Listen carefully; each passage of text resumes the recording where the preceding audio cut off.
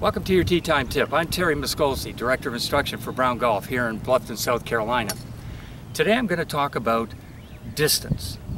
Distance in relationship to the golf club you're going to be using. Now, 3 of my students came to me the other day and they were asking, gee Terry, why is it that when I hit my 6-iron, I get it, let's say 150 yards, my 5-iron goes 150 yards, my 4-iron goes 150 yards. Why is that? Why is it when I get to my 5-wood? My 5-wood might go 180 yards, but my 3-wood goes 180 yards, and my driver only goes maybe 190 yards. Why is it? So we're going to head over to the practice tee and give you 2 reasons why that shows up. Okay, now we're on the practice tee. I'm going to try to look at 2 reasons why the distance factors seem to be the same from club to club to club. All right, so I got a 6-iron in my hand. When we set ourselves up, we go through my setup routine and I check that first. Because a lot of times what begins to happen is the golfer will have a slight lean into the left-hand side at setup. Not realizing it, but they set up because the ball is a little bit in front of them and left of center.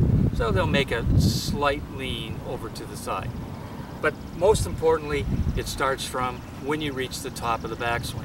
So when we take the swing and we get back to the top, what you're going to see, a golfer that has trouble in having the correct distances for each golf club and each length of club is because they give a waiver up here. It's what I call a rebounding. So a lot of times when I talk to the golfer and my student and I ask them to stop, they'll show me this. And you'll see the rebound. So the golfer starts and they rebound. And the reason they rebound is, one, the body shifts to the side. So when that happens, the body has to shift backwards. So we try and keep the posture in its original position. The other is what we call when a golfer is told to set the club at the top of the swing. So what I begin to see is we get into a good position and then I see the golfer setting the club at the top.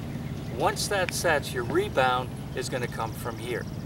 It's the rebounding that takes the energy, and of course the longer the golf club, the energy is taken and wasted back behind you, so I do not have the energy going forward.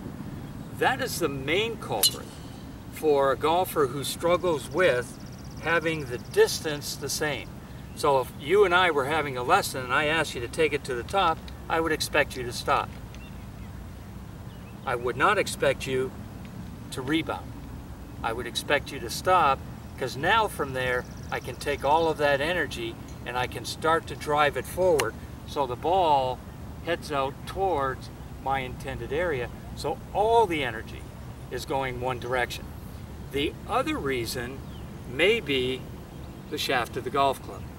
You may find that all the distances you get, your 9-iron, your 8-iron, the distances are correct, the 7-iron, the 6-iron, the 5-iron, and for some reason you have a 4-iron or a 3-iron, and all of a sudden you don't get it.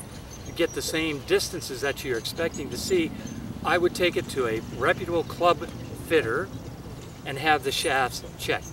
Because a lot of times, if the shafts are relatively old, they themselves start to wear. So you may not get the correct distance that you should have. So when it comes to trying to figure out why those golf clubs are not behaving the way they should, when the distances are being affected, first of all, check your setup. Second of all, make sure you do not rebound. And third of all, check to see if the shaft of the golf club is the correct shaft for the club that you're using at that time. We'll talk to you next week, and next week we'll have another tip to improve your golf game.